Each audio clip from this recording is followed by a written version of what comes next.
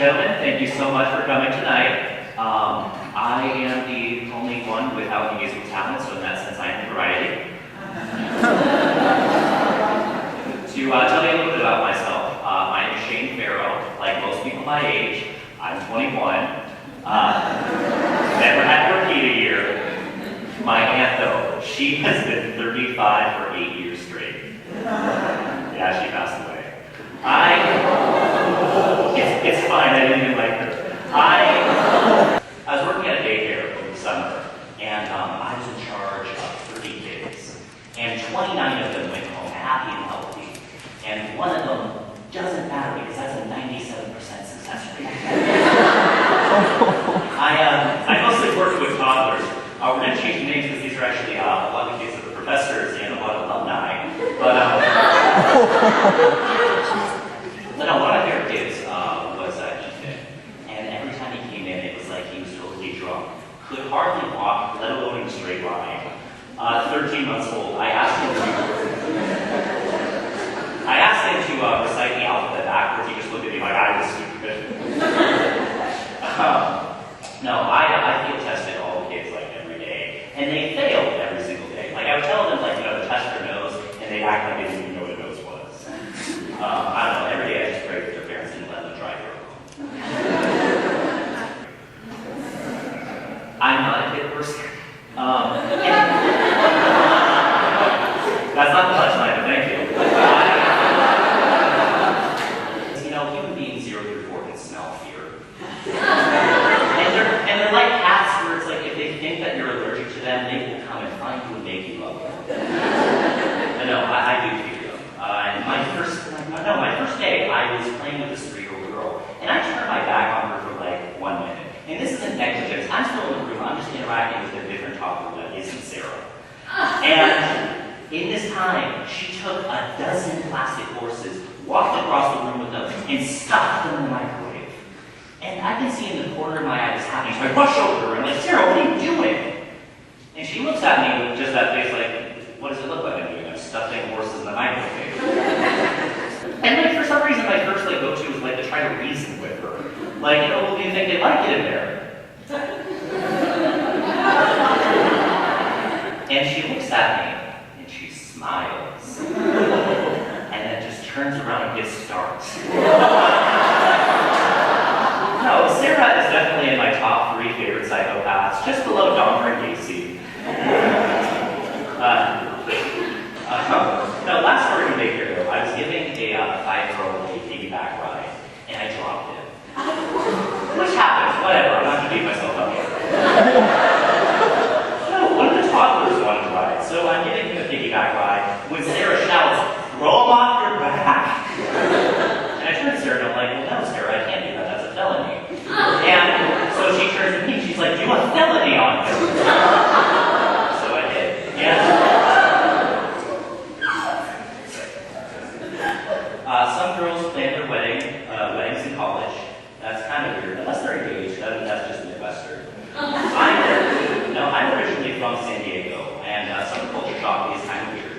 A lot of people think that because I'm from California, I think I'm better than them, which is nonsense. That's not why I think I'm better than them. And if they talk to me, they know that. The rumor mill definitely gets that out here. Like, I can say that my humor is pretty dark, and by the end of the week, hear someone claim I only got the varieties by affirmative action. I haven't. Yeah, that's just on the line. I haven't ever planned my wedding. I have planned my funeral, though. This joke might make some people in the audience uncomfortable, and everyone's exclusively invited. So it would be a totally normal funeral, like closed casket. Sarah McLaughlin's in the arms of an angel has just been playing on repeat. There's a mummified cat tastefully placed next to a very photoshopped picture of me wrestling a bear. My estate will be sold off so that I can pay Dick Cheney $100,000 an hour to stand at my funeral in hunting gear, looking really guilty. And my best friend, like, pay final respects, he gets up and he goes to shake the hands of the preacher or priest or the rabbi that we have there. And as he's going, he trips and knocks the coffin over, and it breaks and shatters and it's empty. And no, my My best friend will be there, and like he'll go up to take his final rites and like shake hands with the preacher, and he's gonna trip and knock over the coffin, and it's gonna shatter, and it's gonna be empty. Where's the body? All of a sudden, Oprah comes out of the curtain, starts pointing everyone in the first row. Check under your seats! Check under your seats! You get a finger! You get a finger! You get a toe! And I know what you're thinking. Shane, that's insane. Go smell it beforehand. I'll be pragmatic about this. I'll get cremated, and it'll just be like little silk pouches with like embroidered body parts on it. No, come on. People would enjoy funerals much more than like party favors at the end. So this act was originally by the author. The administration justifiably had me cut a lot for the alumni night, just so that we have, I guess, more respect towards sort of the elderly's sensibilities, which is understandable, because as we know, 20-year-olds of this generation are the one that's invented, sex, drugs, and rock and roll. But this is a story that did get the rubber stamp. So what happened is that the way that my theater department used to get money from high school is that we would help place foreign exchange students, usually Austrians, solely Austrians, I guess if I had to pick like a specific, I know some favoritism here or there. Austrians, they're nice people, I think. But so, we're helping place where they go, and for everyone that we place, we get a kickback of like, $300, $400. So our teacher just tries and pushes this as hard as possible. So one day in class, she's like, hey, does anyone have a story they want to share about them and they're Austrian? To sort of encourage everybody else that wanted, like, get one, I guess. Like being babies, I don't know. Very valuable. But there's only one girl that raised her hand. And the teacher very clearly keeps on scanning the room, hoping for someone else to put their hand up. But no one does. So she picks on her. And to protect the innocent, we'll call her Kim, because that's her name. And I'm going to try and give it the best, sort of creative integrity of that, day 6-7 years ago. Okay, it's like this one time. No, hold on. Okay, this one time, my Austrian's like, where's the? And I'm like, trash can? And he's like, yeah. And that was it. And we waited for a good 2 seconds before the first person started laughing, which made it okay for us to all start laughing. And one thing I want you guys to know is that we were not laughing with her. We were laughing at her. And it got so bad that even the teacher was like, all right guys, you need to calm down. And so for the next 10 days, obviously, we would just keep on going up to Kim and being like, hey, how it tells the trash can story. And she'd get progressively more and more peeved about it. To the point where we only started doing it around adult supervision. Now this came to a cusp 2 weeks afterwards. And so it's pouring rain outside. We're just inside a mutual friend's house. And there's nothing to do. So I look over at Kim. She's already glaring at me. She knows exactly where this is going. And so I say, hey, Kim, how about you tell us the trash can story? And she just gets up and walks into the other room. So my friend Mike, just a huge mediator, so he goes after her. And all you hear is you see him disappear into the room threshold, and all of a sudden you hear and him walking out holding his cheek. And she just storms out the front door. So me, my friend Chris Olin, who's actually dating her, Chris Taylor, and myself, we go after her. And so we go outside and we're chasing after her. We're like, Kim, come back. Kim, Shane's a jerk. Kim, tell the trash can story.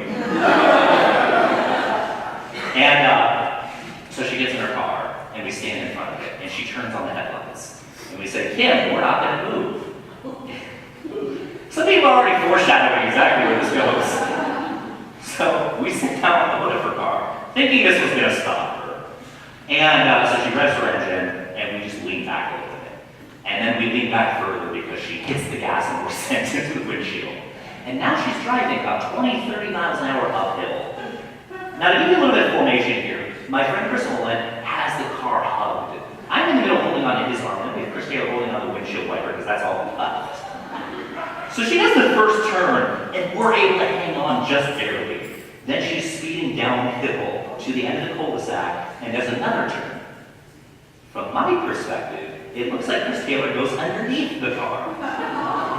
And this went from, childhood antics to homicide in progress really fast. And so, first I scoot over because there's more room. And then I look over. And I look over at Crystal and I'm like, she killed Chris Taylor. You murderer. And this is not dissuaded her at all. Like, she didn't slow down, make sure he was okay. She kept on speeding up the hill. So him and I just made decisions that we were going to have to dukes of Pasadena off this car if we were going to want to live to see, like, Junior here. And so we did. It's not like movies. It hurts. But we're no real worse for wear. So we stand up and go inside completely forget about Chris Taylor.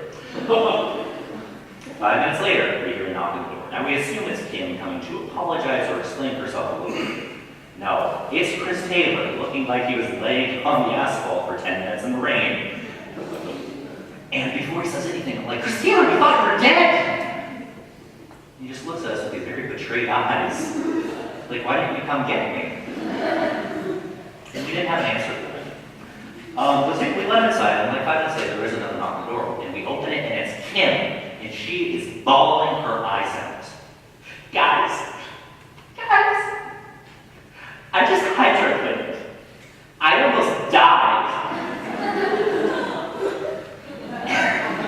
And so we're walking her inside. Sarah's giving her the evil eye the entire time. So we're walking, and she's tearing up.